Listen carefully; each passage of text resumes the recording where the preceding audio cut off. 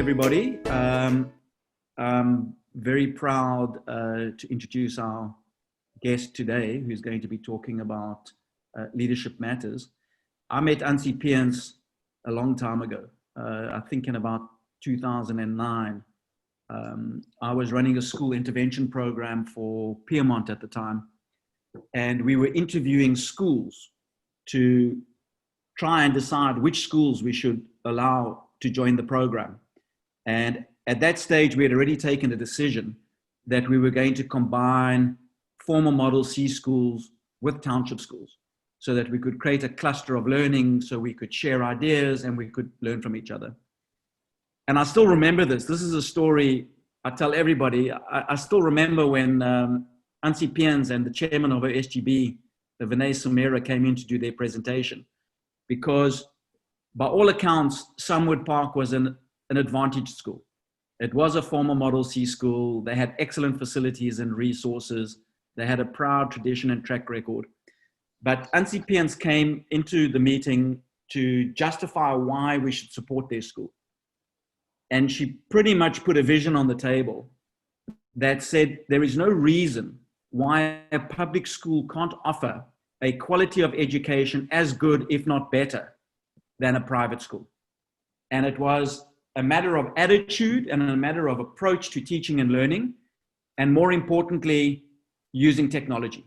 So her pitch to us was that she just wanted our money. She didn't want anything else from us. She just wanted the money because she was going to invest that in turning her school into a school of technology. She was going to put a smart board in every classroom.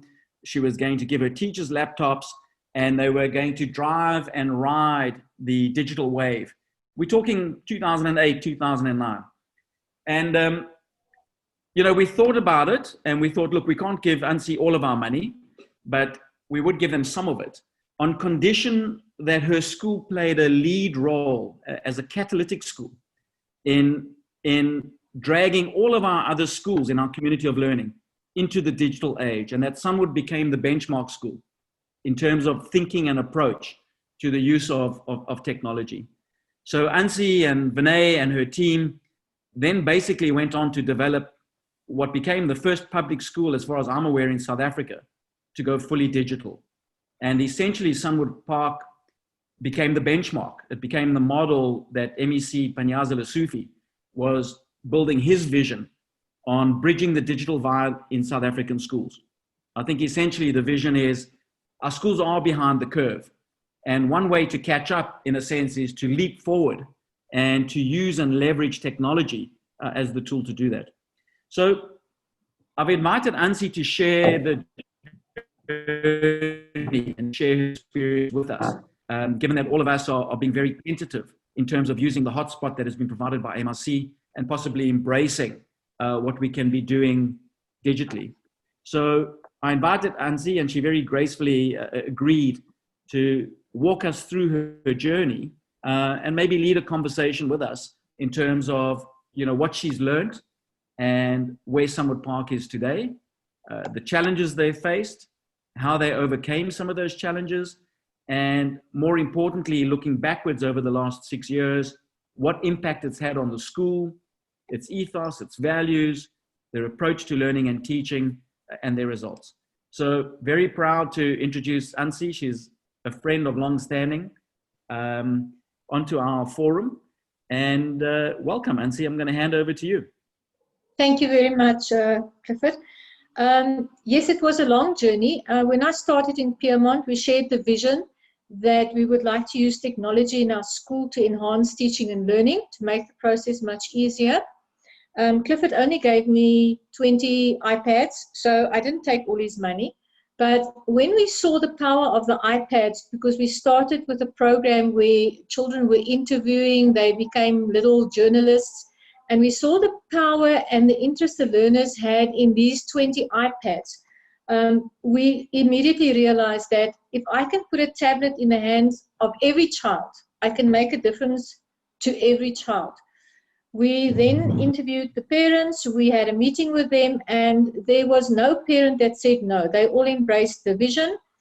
The teachers embraced the vision, and we had a team that started putting this plan together.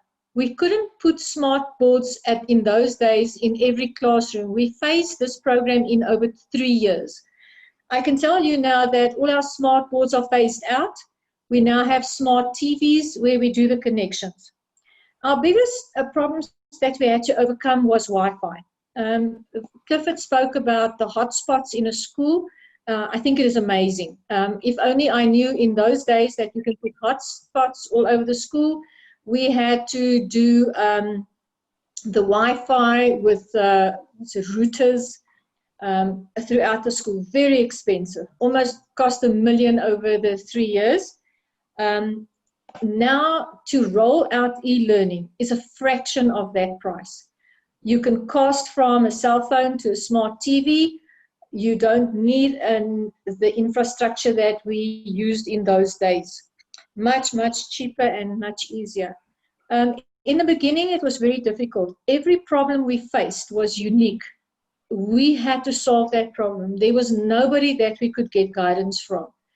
The first decision we had to make is, are we going the safe route and integrate into one grade? I consulted with Vinay, the chairperson at the time. I even consulted with Clifford, and the advice was, don't take a risk, do one grade. And I think this is why Clifford thinks I'm a very naughty principal, is because I said, I'm not going to do the same thing 5 times over.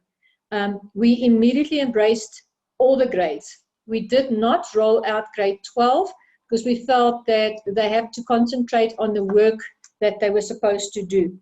By February, the grade 12s all had tablets. They all wanted to do what the rest of the school were doing. Reason being is they could take all their notes, structure their notes in their tablets, have past papers on their tablets.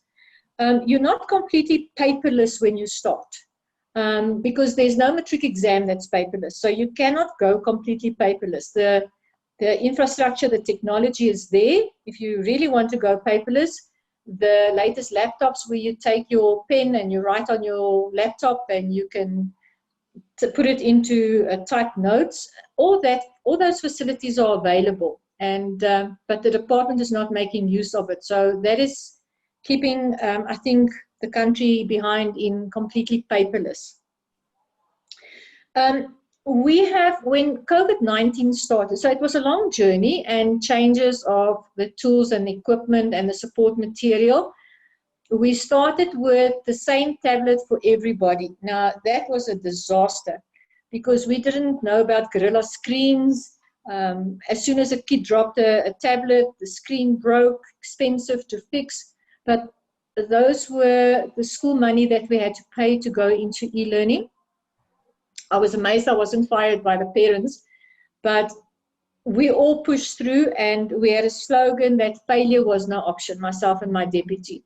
I must say that as a principal, I always say to other principals, I am not the person.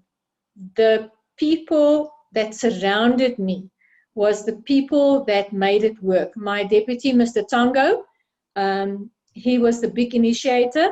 And then Modisi is the person that came on board with us, and he is the programmer.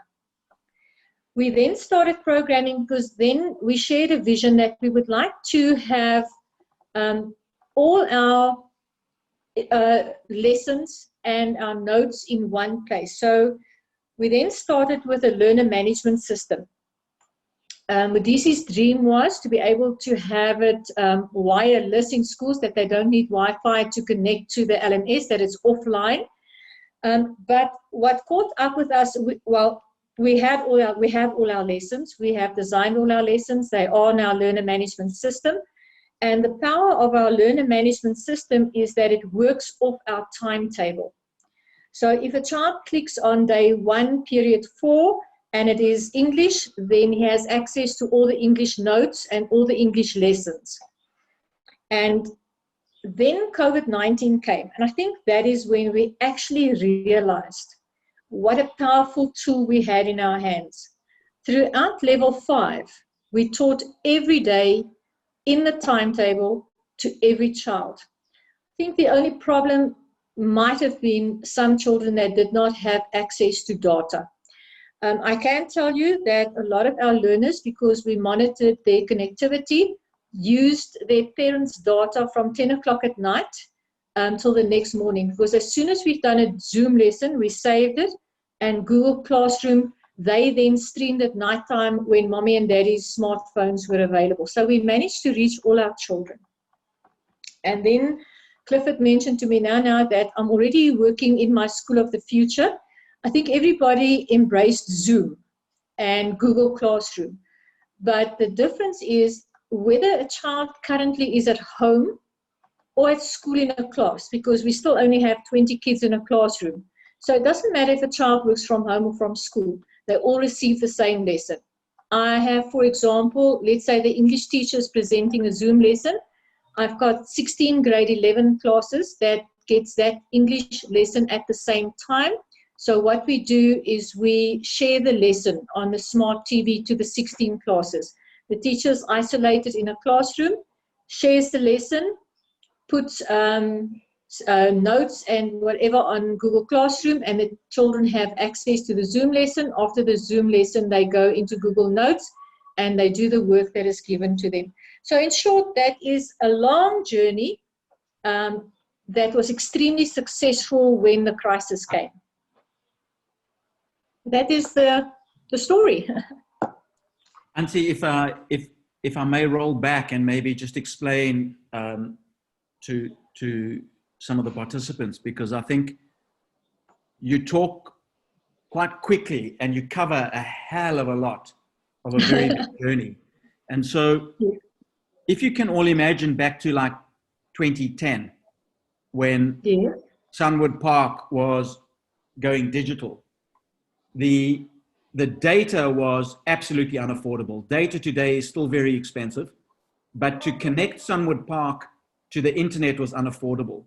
So the workaround solution was that Sunwood Park wasn't actually connected to the internet. What Sunwood Park did is they had their own servers on the school property, and all of the content that Ansie is talking about that they created sat on their own servers in the admin block.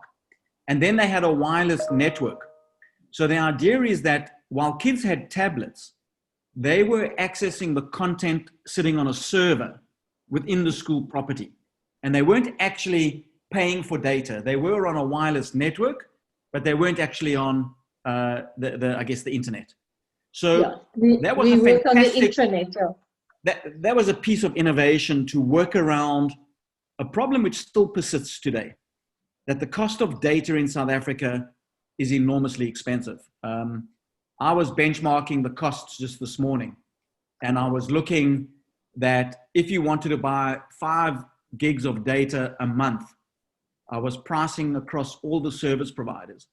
And that ranges from the cheapest, which is Telkom, which is 107 Rand, to the most expensive, which was MTN, which is about 250 Rand for 5 gigs. In India, it's priced at 5 Rand a gig, for example. So the cost of data is prohibitive because data is almost like the oxygen that you need to be able to leverage off this. So what Sunwood did, which was very innovative at the time, was to find a workaround. But I suspect that's changed a bit now, Ansie, 6 years later. And as you say now with COVID, where kids are at home and some kids are at school, is you are on the internet. You are using data, and there are data costs that are being incurred by families. Yeah, because only half the school comes to school. So 600 kids, we have enough connectivity for 600 kids to connect, and it is, you pay the price for unlimited data. So the half the school can connect. That's fine. When we started, we tried Moodle. Moodle only connected a certain number of learners. The moment you started downloading lessons and uploading, they call it the bottleneck, and we hit the bottleneck over and over. And that is when we decided it's just not worth it. We have to develop our own learner management system. And as I've said to you, our aim was to be able to have it in schools for free. Now we're on the brink of being able to say that we can go online now. We've worked on our service and our intranet up to now, still with our goal in mind to have the LMS, but for free on the internet. Now, zero rating came in as COVID started. They started saying what programs were zero rated, but it was mostly programs from the Gauteng Department of Education. We then engaged with Vodacom, MTN, Cell C,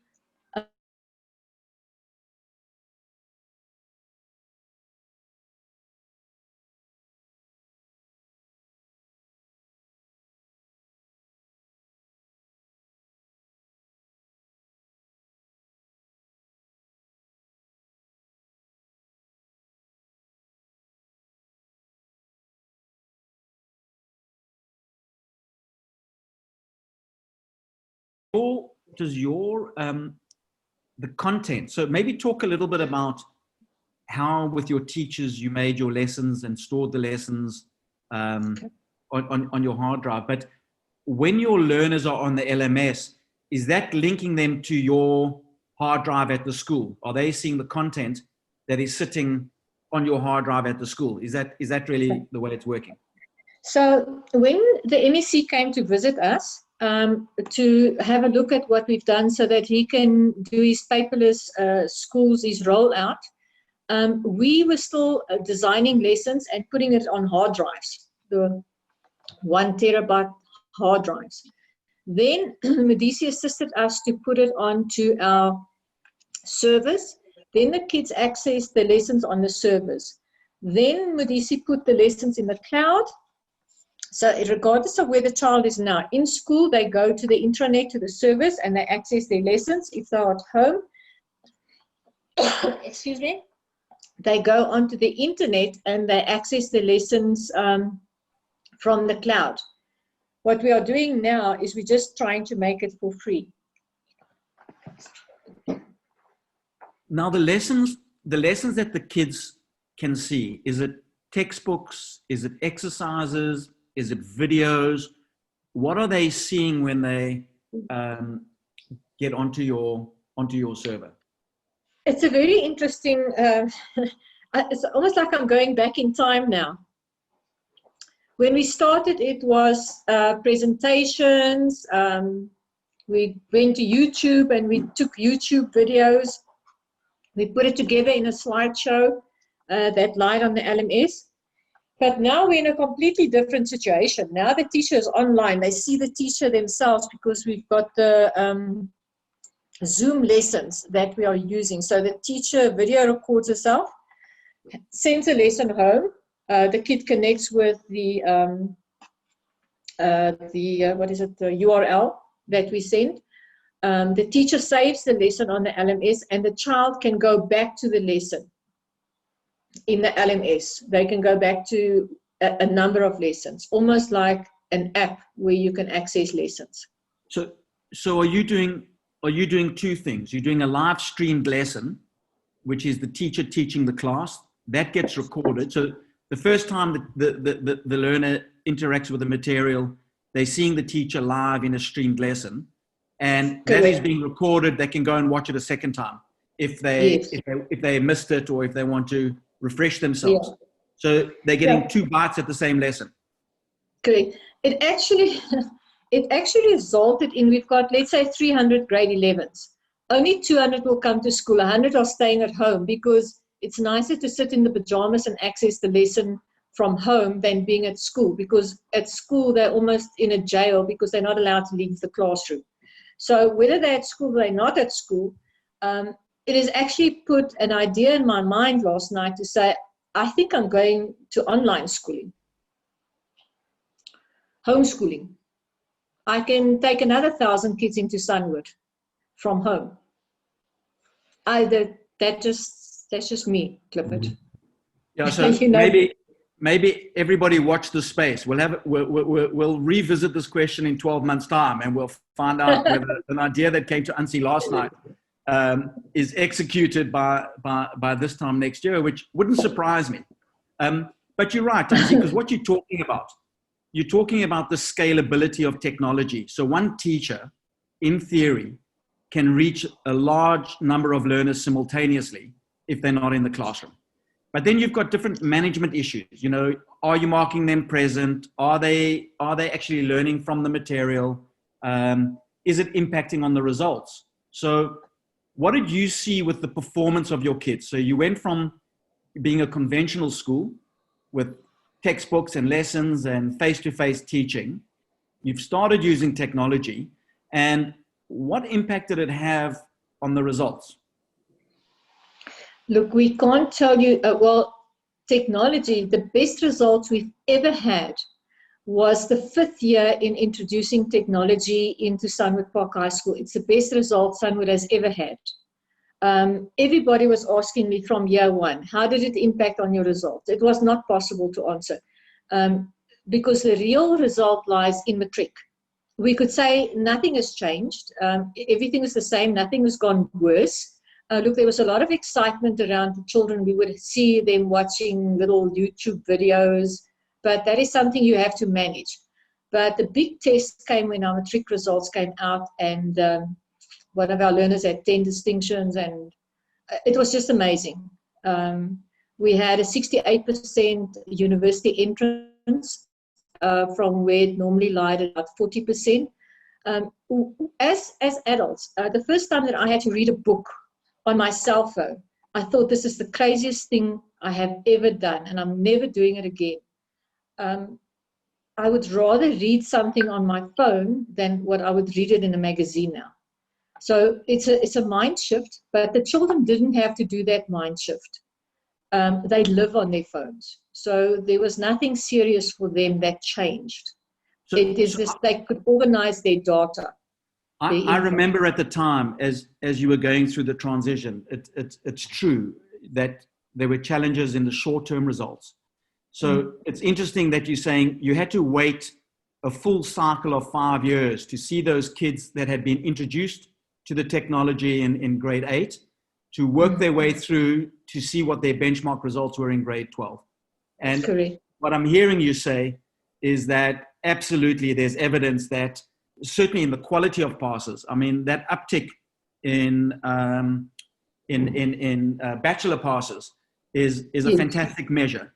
If that's going to be, let's say, the measure, the quality of passes, the percentage of kids who got access to university went up materially. So that's a great outcome. We've maintained it. We lie somewhere between 60 to close to 70%. So, how COVID-19 is going to influence children, you know, it was also a period of adjustment. So you have the lesson online. How long the child stays online is another story. How much data the parents had. But I think that is something that I think we're still in a very privileged position. There were 3 months or so where children were not taught at all, where our teachers were teaching every lesson every day online.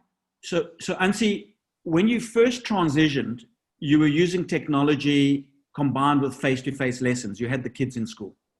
Yes. Are you worried now with COVID that if there is not a managed learning environment, so yes, you're using technology as the bridge, but you don't have 20 kids in a classroom with a teacher managing, you know, their time and attendance and involvement in the learning. Are you concerned? How would you manage that discipline? How would you control for that? Clifford, I walked in a school today and I've said to somebody, it feels like there's no children at school. It is absolutely quiet. There's an assistant, whether it be an educator, a grade 8 or 9 educator, because most schools have gone for the option of, if I have 10 grade 11 classes, I'm taking all my teachers to teach the grade 11's mathematics. It didn't make sense to us. The grade 8 teacher cannot teach grade 11 or grade 12 mathematics. The grade 12 teacher can. Now I've got the top teacher teaching grade 12. The next in line top teacher teaches all the grade 11s. So my younger teachers are still teaching their junior grades, but they sit in a class. So when the grade 11s and 12s are here, they would sit in a class. They would link the smart board, the TV, smart TV to the lesson, and they monitor the children. So they just monitoring. There's no discipline. I've not had a disciplinary hearing. I don't see children walking around. When they go to the toilet, they have to sign in, sign out. it is just a new way, and it's quite boring if you think there's no issues with discipline and management, and it happened automatically. I was on comorbidities, and my deputy managed the whole process. For the first 3 days, I was driving. The uptake was a bit slow. Well, then what I did was I put myself in a Zoom lesson. And if the lesson had to start at 8, I was waiting. 5 to 8, I was already waiting in the waiting room for the teachers to start. Once they saw I'm in their lessons, boy, did they spark. There was not a lesson that did not take place on time. And 2 weeks later, I didn't go into lessons anymore. So wasn't Ansie, necessary.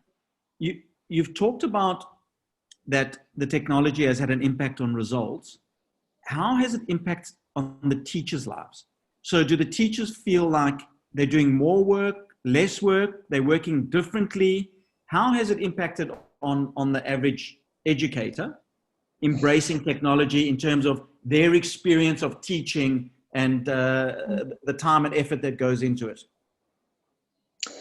In the first few months, I very often heard born before technology and I can't do this. And then some of my older teachers started embracing the technology, and they actually put the young ones to shame. Within a year, everybody was on board, but it happens gradually. It's not overnight that they say, I'm going to embrace this. There's not a teacher in this school that does not embrace the technology and teaches through technology. When a new teacher comes in, I always thought that it's going to be a problem to get a new teacher to adopt technology. There's hardly an effort in that. They learn from each other. They very quickly learn from their head of department. We don't even have special classes at the beginning of the year for teachers to learn how to use the technology. It's like an automatic thing. You come in, you learn how to do it, and there you go. So the adoption, the first year, it was gradually. We started with our champions. We trained downwards. From year 2, there was not problems. You know, a person is very adaptable, but people are scared of change.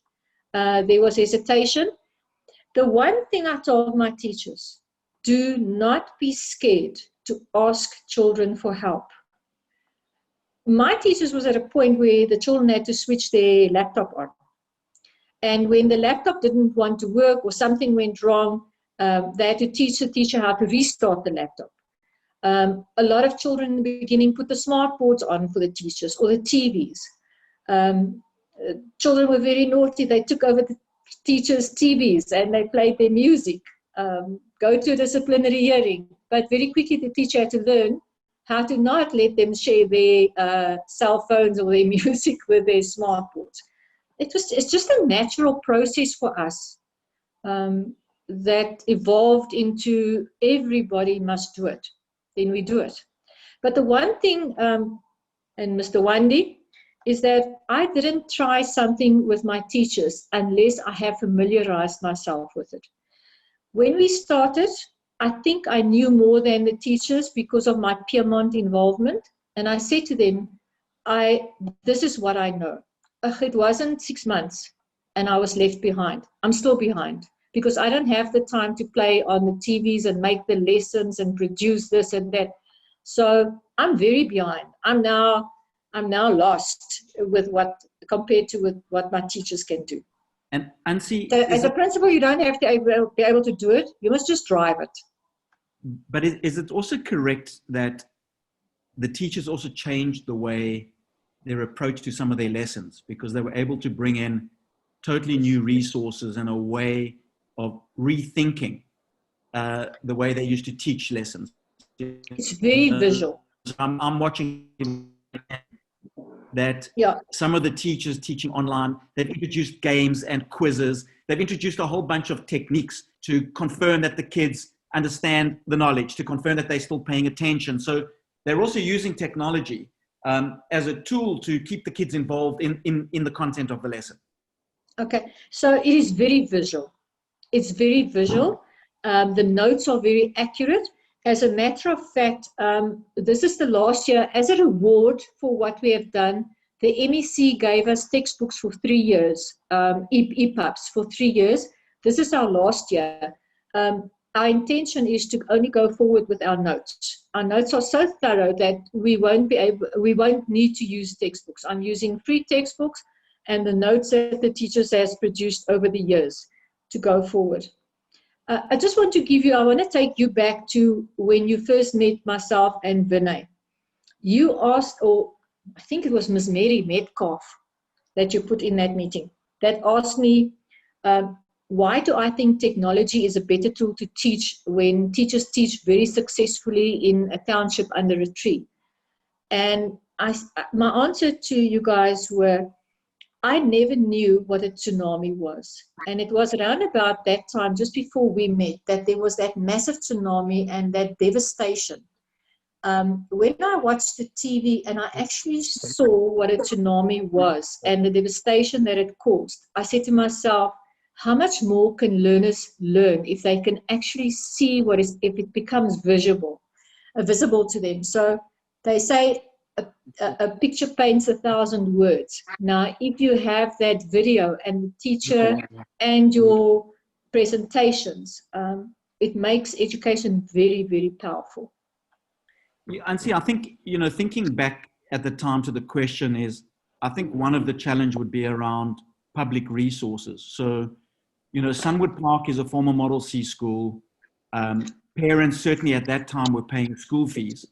And even though your school fees were reasonably modest compared to, say, a private school, it was significantly more than parents are paying towards education in our let's say, our township schools.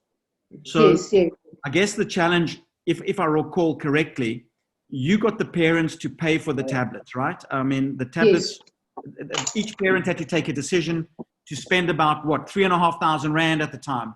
The key decision they had to take was they needed to buy a tablet, but the school was then going to do everything else. You were going to provide the internet and the resource, but the parents at least had to commit to paying for a tablet. Is that right? That's correct. The tablets at the time, we probably went for entry level. The tablets was 1,800 to 2,000. 5 years later, our biggest problem was that some of the kids are still using the 1,800 tablet, and it just couldn't handle the capacity of what we've already put on the server. That was our biggest problem. That is how long children kept their tablets. Now we have a spec that we put out for parents to say, this is the tablet that you must buy. This will last your child for 5 years. So what does a tablet... Some of my children inherited their tablets from sisters and brothers.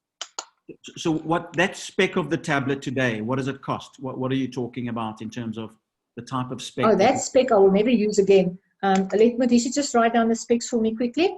No, that was a very, very poor tablet. It's a 4 gigabyte. What was the old one? It was 1 gig. Prestigio 1 gig tablets. 1 gig RAM, 8 gigs. Yeah. Okay, but today, when kids are needing to buy tablets for education purposes, what are they buying today? What is the sort of cost? 4 gig RAM and 32 to 64 gigabytes. And what does that cost? 3.5 will buy you a good one. 3 could buy you one. Put your panel who's sitting next to you on the screen. Put them in the meeting. Okay, I'm putting Modisi in the meeting. He's our technology expert. Guys, please meet Modisi. Good afternoon. How are you, Modisi? Okay, I'm fine, and you, Clifford, everyone? Okay, I was just describing to Mrs. Peens that we moved from the earlier versions of 1 gig RAM. The earlier versions were actually 8 gig storage. Now we're at the point where it's about 4 gig to 64 gig storage. Now the prices, they differ based on the brand. I think some brands do give you something at about 3,500 to 4,000. But I mean, knowing our kids here, they normally go for brands that are very expensive, I think. But so you're being very technical. I was just trying to establish roughly like one would be in for like 4,000 or 5,000 Rand for a tablet. Have you had challenges of theft? How's that issue managed now that everyone's got a tablet? And were there issues where kids were stealing from each other or they were being hijacked in the taxis? You know, because I remember when we first started, there was a very real concern that the kids would be very vulnerable, you know, carrying their tablets around with them. They would become targets. I think the MEC had huge problems with the tablets being stolen from schools as in mass, that they would actually break into the school and steal all the tablets in one shot. We had 1 or 2 occasions where kids were held up, but not to take the tablet, to take the smartphone. You must understand the smartphones that some kids carry around on a contract is worth probably 20,000 Rand. So they're actually not interested in the tablet. They're interested in the smartphone. Okay. So Ansie, what I'm going to do now is I'm going to throw the floor open just to see, I see we've got 34 people on the call. I think you've given us an excellent overview. I think what you did in sort of half an hour, you've told a 6-year story very quickly.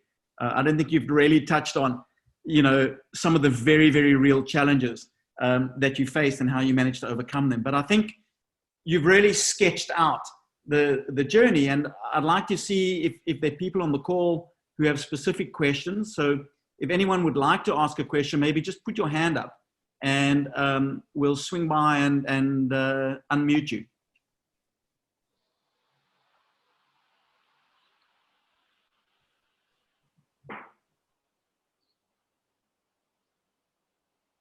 Well, you've done such a good job. There are no questions at this point. I think the internet is slow. Maybe the internet is slow. So, can I just ask one question, Cliff? Carry on. Just you mentioned previously that you were doing live streaming where you've got one teacher that's streaming to multiple classrooms. I think you said 16 classrooms.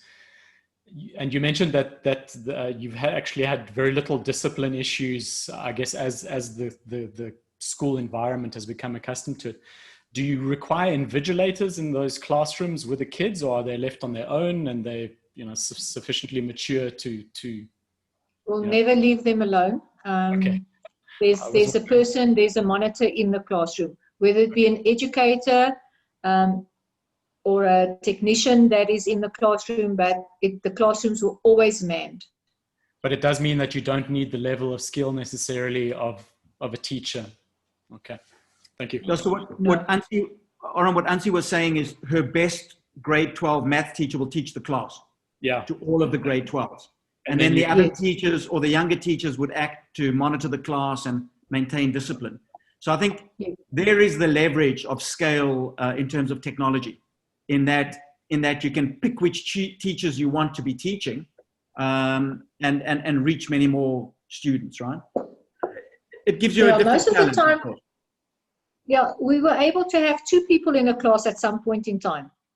That you have a technician in the class that can assist children with problems on their tablets or their smartphones. The one problem that I have to inform you of, for me it's a problem, for the children it is not a problem. They soon migrated from tablets to smartphones. They prefer to work on their smartphones. I like the 10-inch screen. At our high performance school, which is a school that runs under Sunwood Park High School that specializes in maths and science, there we've insisted on 10-inch ThinkPads, almost like a laptop. If I had a choice and somebody says to me, can I give a gadget, this is what they like to call it, can I put a gadget in each child's hand? I'll say, can I please have laptops, the little ThinkPad laptops. So what Ansie was referring to there, very coyly, her next big project after taking Sunwood Park digital was to launch a second campus, the high campus. And the idea was to make it a school of specialization. Correct me if I'm wrong, Ansie, but a STEM school, basically a school that focuses on science, technology, engineering, and math. And the idea is it's become a secondary school to Sunwood Park. So Sunwood Park is this very big public school for kids following the general academic stream. And then those kids that are showing potential, high potential, in terms of the maths and the sciences, then they go to the second campus. So, you know, Ansie by nature is an innovator. She doesn't sit still. And, you know, I think for me, I know Wandi keeps, I see Wandi nodding. I know Wandi keeps winning the prizes of being the best principal in Gauteng, but I have to say, I think I would have given it to Ansie, Wandi.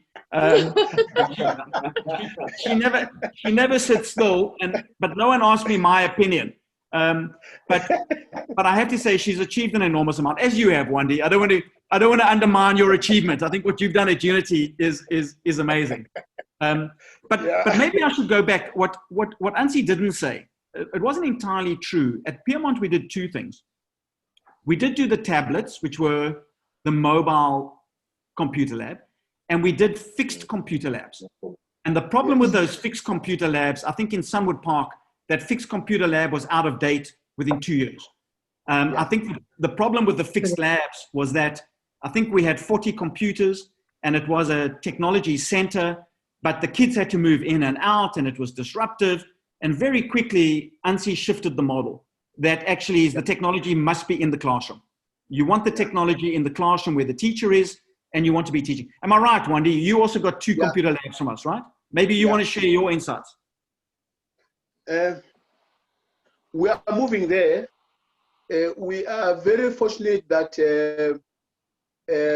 Advocate Bernstein is supporting us. As we speak now, the school is busy. They're busy setting up the internet section, the internet station in every classroom. So that is why I was very, very interested in what Ansie was going to say today. And I'm happy that many of my teachers are in the Zoom today. Ansie, thank you very much for your advice. I'm taking it with a warm heart. But I needed to indicate that the issue of smartphones, I think we're still struggling. You know, our kids will have smartphones, but of the lower standards. It's a bit of a challenge. But we are trying our best. The minister, or who's not the minister, the Minister of Education has indicated that they may supply us with tablets in a year or 2 to come. So we are getting ready to do that. I wanted to find out from you, Ansie, because if they're coming, we need to have champions. I'm happy that you mentioned the word champions. Now, how did you select your champions? And who trained your champions? Because I think we're moving towards that now. But I'm sure you can assist me with that. Okay. You always have 1 or 2 people on your staff that is very savvy with technology. I was very privileged to have Modisi with me right from the beginning, which is he's got a master's and he's busy with his doctorate in computer science. So, but he's a developer. He's not the one that trained the staff. We tell Modisi, this is what we would like to have. He develops it. But I had a teacher, Mr. Kilda. He started training 2 or 3 teachers. Then once they were trained, the 5 of them would each take 5 people. So you cascade down, Wandi. And we have always shared with whatever school comes our way. If you want to use our Mr. Kilda, we send him to you to train your first master teacher or your first champions. Okay, okay. So I'll share with you again, because the last time I shared religious studies with Wandi, he got the prize and he didn't want to share the prize with me. But I'll share mine with you. So Wandi, my friend. Wandi, your school's also quite advanced, let's say, in the shift to technology. So I think let's bring the conversation back to where we're at now. So, even though Ansie is talking about her school now being, fit and proper with technology and a whole new STEM school, we're a good few years behind in our initiative now, the Vula Meslo initiative. And I think let's bring the conversation back where, for many of us, we're dipping our toes into the waters for the first time, in that we've got a hotspot in our school. And admittedly, the hotspot doesn't cover the whole school. It only covers a certain area. But for the first time, we have access to connectivity, which is bringing us into this digital world. And I think let's bring the conversation back to where we're at. So Wandi, you way down the line, you know, you may soon have every classroom with an internet connection. But let's dream for a minute. What can we do better if all we've got is this hotspot, which covers the cost of data and connectivity, and we now are dependent on whatever devices the kids have got? That's our starting point. It's a lot further than where we were last year, and we're at the beginning of a journey, right? So let's start there, and let's have the conversation of how do we build from where we are at in our schools currently. Yeah, I need to acknowledge and thank Vulametlo for the hotspot. Not many of our learners are using it, obviously because of the problem of the rotation of learners coming in, coming out of school. It's a bit of a challenge. But if things are to be normal, I'm sure that many of our children are going to utilize the gadget, not the gadget, the hotspot. So moving forward, I'm very excited that I also want to be like Ansie. I also want our learners to learn via technology. And I'm trying to push my educators as well to do the same. I've got a buy-in with a lot of educators that they're trying their best to come through. Even during the lockdown, our teachers were teaching kids virtually, but not all of them, unfortunately, could be part because of the problems that we have in terms of resources. Parents cannot afford certain things, but we are banking on a probability of us being supplied with tablets for all learners as promised. If not so, we've tried, but we've bent our fingers to get a company to bring tablets to us. They just ran away with some monies that we gave to them. But we are hoping that as time goes on, we'll be able to maybe benchmark ourselves with what Ansie is doing, so that we can also be able to be fully involved in technology in classrooms. But as I speak now, we still have those challenges that we are navigating against, away from.